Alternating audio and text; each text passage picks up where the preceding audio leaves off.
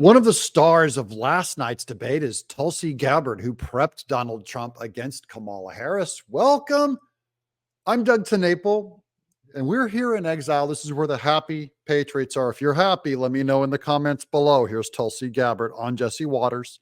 As you remember, Jesse, she was treated like with kid gloves by the mainstream propaganda media. She was treated with kid gloves, even by every other candidate that was on that debate stage. No one questioned her, challenged her, or called her out for the record as prosecutor that she claimed to be proud of. She talked every day about how she'd be a prosecutor president. Kamala Harris was treated with kid gloves. That's what I want to talk about. It's the theme of this episode, that when you're treated with kid gloves, you do not exercise through resistance training. You don't get stronger. She was fairly obnoxious. She lied a lot. She said a lot of things that were untrue. She was never called on any of that. The big takeaway is going to be the continued destruction of the legacy media on behalf of the Democratic Party. The legacy media have decided, full scale, they are now apparatchiks of the Democratic Party. They are so far up Kamala Harris's ass that they're doing active colonoscopies with their eyeballs. She was treated like a baby because she's a black woman, or whatever you want to call her, and a Democrat, and a first, and a stunning, and she's so injured and in trouble and withering. She got treated with kid gloves by the media. And so you have a weak candidate. That's good news for Trump. But no one questioned her about what that record was and how that would translate if she were president. And I pointed out the hypocrisy. I pointed out the hypocrisy of how she would do one thing, and when the standard was held to herself, she did the exact opposite. Now, it's easy for us all to see that hypocrisy, but the media will not call it out. But they will try to invent hypocrisy on Trump. You see it in the headlines every day. They're trying hard. It doesn't stick because it's not true. And then regardless of how they excuse Kamala Harris, the hypocrisy does stick because it is true. What Kamala Harris is saying, the lies that she is selling to the American people now, is the exact opposite of the record that she has had, frankly, as the incumbent in this race. She's been in the White House for the last 3.5 years.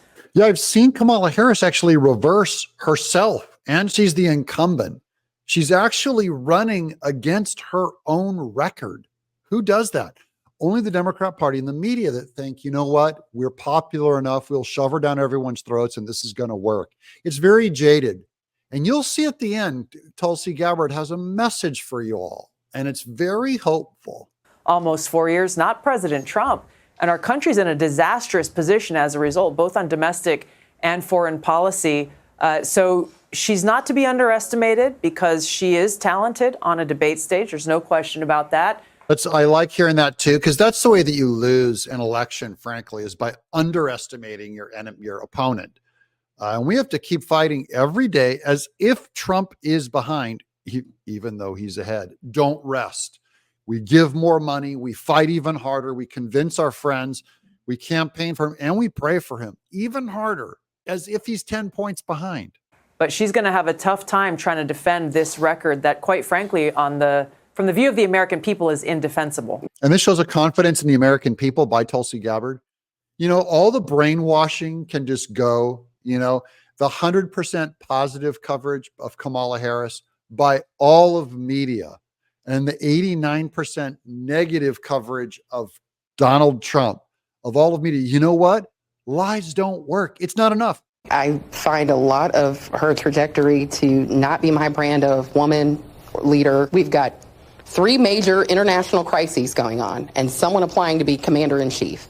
As a woman, I want to see you do more than, appeal to giggling and having a girl moment on the stage. Propaganda is not enough. The people will make their own opinion. She has confidence in the people. I saw and experienced a lot when I ran for president, but really that between the leaders of the DNC and the leaders of the mainstream propaganda media, the fix was in. They picked the few who they wanted voters to hear from, and for the rest of us, they tried to destroy us. Yes, they did pick, and we just did that, the View one with Nancy Pelosi saying she picked, she's the one that picked Biden. She's the one that got Biden to get out. She's the one that picked Kamala.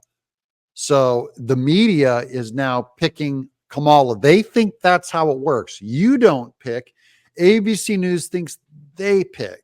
Is that true, the way America works? Let me know in the comments below. But this is one of the frustrating things about being on that debate stage that still continues now is the mainstream propaganda media creates this political theater, and they take very lightly the serious choice that we have as voters. And so they have created this false premise that whoever wins this debate, therefore, is the candidate that deserves to be president. And that's because ABC News announces that Kamala Harris won the debate, though Trump won the debate. I don't even care who won the debate. I love this point that Tulsi Gabbard said. By the way, winning a debate is not what makes you the right president. It just means you won a debate. So I don't care that Trump won the debate, though he did. That's not what makes him the correct president. It's his policy. ABC thinks it's just about a performance and a debate. It's not about performance. It's about who you are in your character. Being a great debater does not qualify a person to be president, but this is Kamala's goal, Jesse, and this is why she's locked herself in her hotel room, taking extreme acting lessons. She's got Hollywood advisors, a stage, the Hollywood lights. That's all about looks and rolling out the Manchurian candidate.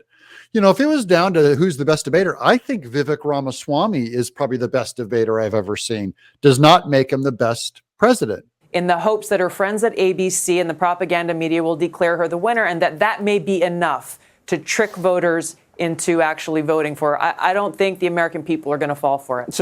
And that's key. We're wrapping on that. I don't believe the American people are going to fall for it. Do you think Americans are that dumb that they can be suckered by all of media, all of Hollywood, famous people endorsing Kamala Harris? Will it work? Deep down inside, I don't think it will. I think people are voting their pocketbooks. I think Americans are more sober. They're not quite as zombified by our phones, looking at media all day. We're not as zombified as we might think we are. I'm Doug in exile.